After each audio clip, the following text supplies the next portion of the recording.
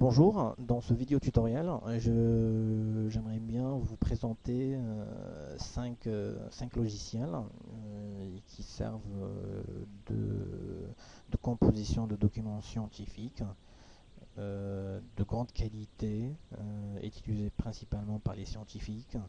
Donc ces logiciels, il y a Tech, ils se nomment Tech, LaTeX, MikTeX et MakTeX, Lix et Jabref. C'est quoi Tech et LaTeX? Tech, c'est un logiciel de composition de documents scientifiques.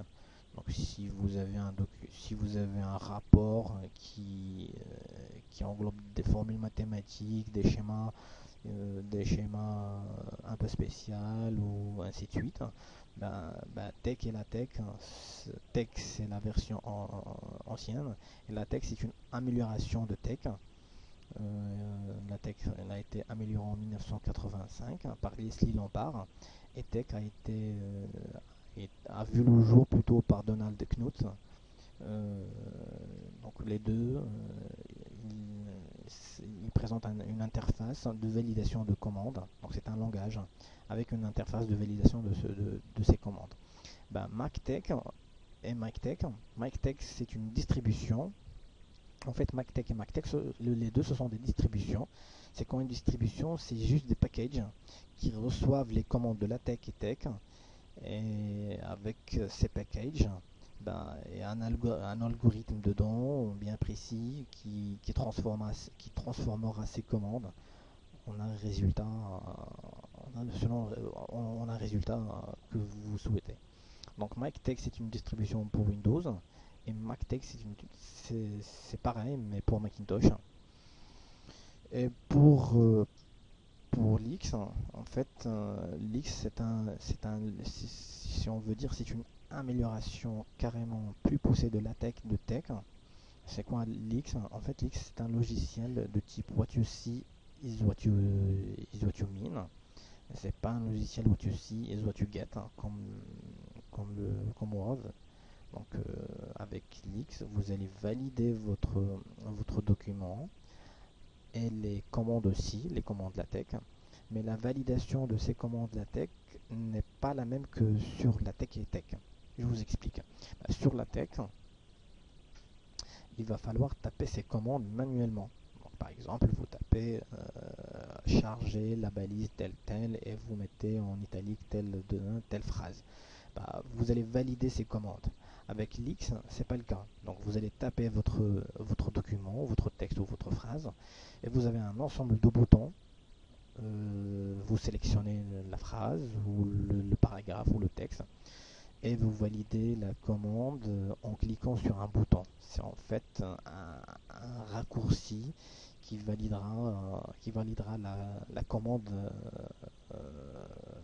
en interne du logiciel Lix. C'est ça la particularité de Lix. Mais ça restera toujours une interface what you see is what you mean.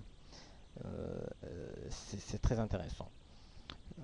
Pour le Jabref c'est un logiciel qui permet de gérer la bibliographie. C'est simple. Donc vous avez une interface qui permet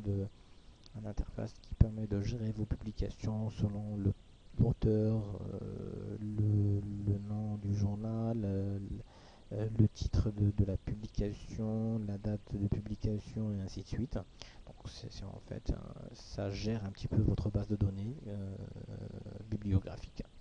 Et pourquoi Jabref? Parce que Jabref, plutôt Lix et MikTeX supportent le Jabref, les données de Jabref. C'est le meilleur logiciel de gestion de bibliographie. Voilà. Donc pour LaTeX et Tech, il y a un lien sur le net. Donc en tapant LaTeX en Google, vous allez tomber sur la page principale de LaTeX, Document Preparation System. Donc sur le lien www.latech-project.org. Donc voilà, donc si vous êtes intéressé par LaTeX, la programmation tout court, si vous voulez préparer votre document en programmant avec tech. Donc vous allez trouver pas mal d'informations là-dessus.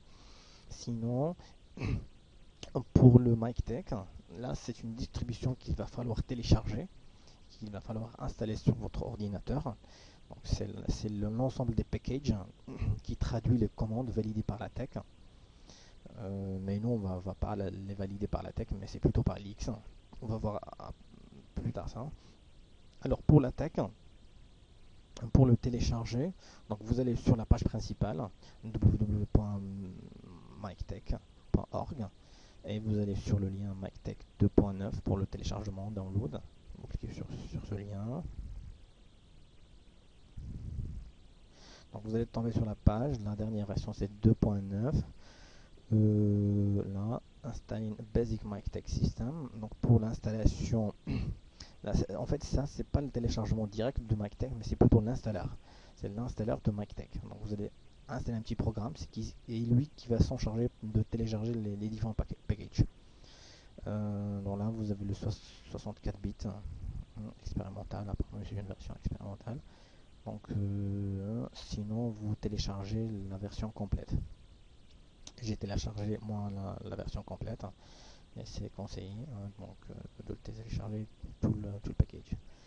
Alors là vous allez télécharger le MikeTech Net Installer. Vous allez cliquer sur ce lien download et vous allez avoir une fenêtre qui vous invite d'enregistrer l'installeur de MikeTech 2.9.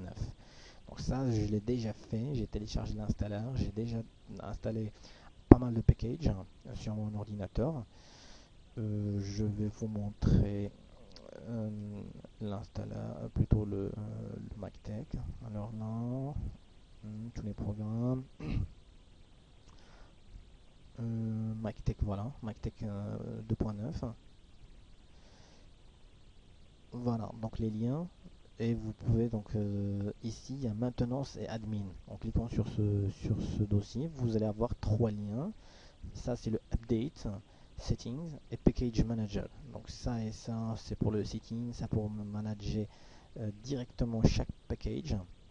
Et là c'est pour le update. Ça j'ai tiré un raccourci, c'est celui-là, et je l'ai mis sur mon bureau, il est là. Donc update admin, en cliquant dessus, donc autoriser. Ce lien il permet de faire des mises à jour automatiquement de MikeTech. Parce qu'à chaque jour il y a des packages qui s'installent ou des améliorations. Donc il vaut mieux de mettre à jour votre MikeTech mensuellement. Donc voilà, I want to get update package from a remote package repository. Use the nearest package repository. D'accord. Next, suivant. Là, il est en train de vérifier les packages que j'ai avec ceux qui sont sur le serveur FTP. En train de vérifier.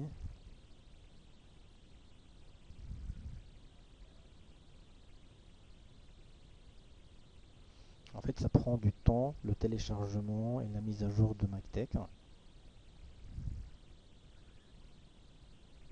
Et juste pour vous donner une idée du téléchargement du MikeTech complet, ça peut prendre jusqu'à 6 heures ou 7 heures de téléchargement. Donc il vaut mieux avoir une connexion au débit et de laisser tourner l'installation pour une bonne dizaine d'heures.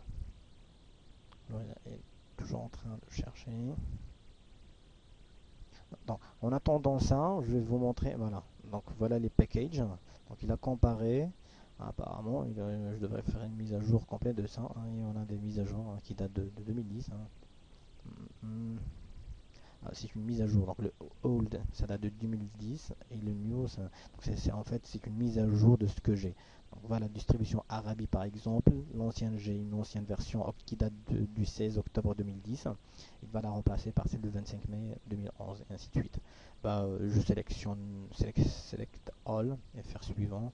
Voilà, donc le téléchargement se lance. Je laisse télécharger donc les mises à jour.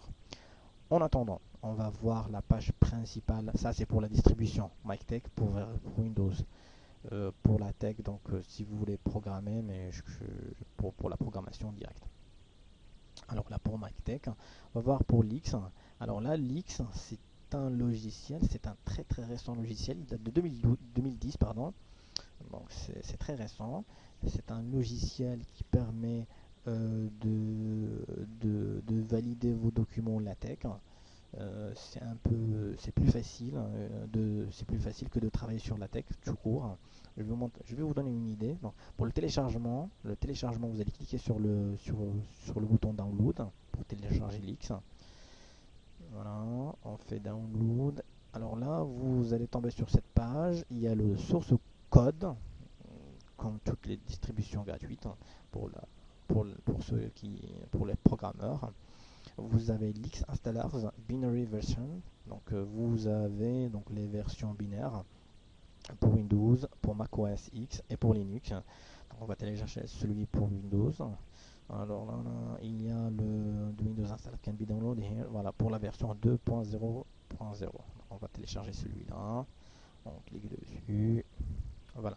Et on télécharge l'installeur que j'ai déjà téléchargé sur mon dossier, sur mon ordinateur, pardon. Donc, je vais aller chercher ordinateur.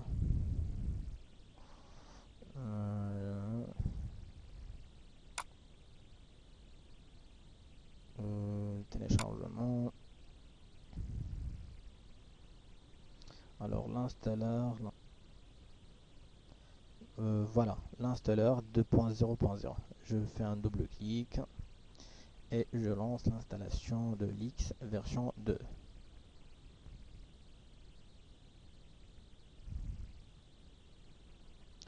Je clique sur suivant, j'accepte, installer pour tous les utilisateurs ou voilà, ça c'est la fenêtre que je voulais vous montrer. Je voulais pas installer le Lix jusqu'à ce que je vous montre ça. Ça c'est une fenêtre très importante. Il y a le Lix, système de typographique LaTeX. Donc il vous demande soit de télécharger MikeTeX, soit d'utiliser une distribution LaTeX existante dans le répertoire suivant. Donc il a déjà détecté, que j'ai un MikeTeX sur mon ordinateur. Il se place sur MikeTeX./bin. C'est très important. Donc si vous ne l'avez pas, donc vaut mieux de le télécharger, de mentionner le lien complet de MikeTeX. Vous cliquez ensuite, suivant, installer la version 2, extraction. Donc l'installation est en cours. Après mise à jour de MikeTeX, donc j'ai fermé la fenêtre. Après installation de l'X version 2, j'ai pas encore parlé de Jabref. Alors là, je l'ai déjà installé. Donc pour l'installation de ce dernier logiciel qui sert à la gestion des références bibliographiques, vous allez vous rendre sur la page web de Jabref. Vous allez taper soit sur la barre de recherche Google Jabref et vous lancez. Donc vous aurez la première page, on va faire un test. Voilà, le premier résultat de votre recherche, donc vous renvoie directement à Jabref Reference Manager. Voilà la page principale. Donc, ce qui nous intéresse principalement dans cette page, c'est plutôt le téléchargement de notre logiciel open source. Donc vous avez soit Web Start Run Jabref Instantly, c'est-à-dire que vous pouvez lancer Jabref directement via le web, soit vous téléchargez la dernière version stable, soit vous téléchargez the current beta version, c'est-à-dire la version bêta, une amélioration mais n'est pas encore stable. Donc vous allez cliquer sur ces longs verts, download, et vous allez avoir une page SourceForge, donc qui vous permettra d'avoir le Jabref sous les trois formes, c'est-à-dire macOS X pour Linux, pointard.bz tout pour Linux, ça pour Windows et ça pour macOS. Vous allez cliquer sur Jabref, la version 2.6 setup.exe. Donc c'est un fichier qui prend un espace de 6 MB. Une fois que vous l'avez téléchargé, donc vous l'installez et vous aurez donc votre Jabref sur votre ordi. Donc là, on fait un double clic sur Jabref 2.6 et voilà. Donc voilà comment il se présente ce logiciel. Et ben voilà pour cette première partie qui parle sur l'installation et la mise à jour de MikeTeX, de l'X et de Jabref. Pour TexWorks, donc on n'aura pas besoin dans les prochaines vidéos.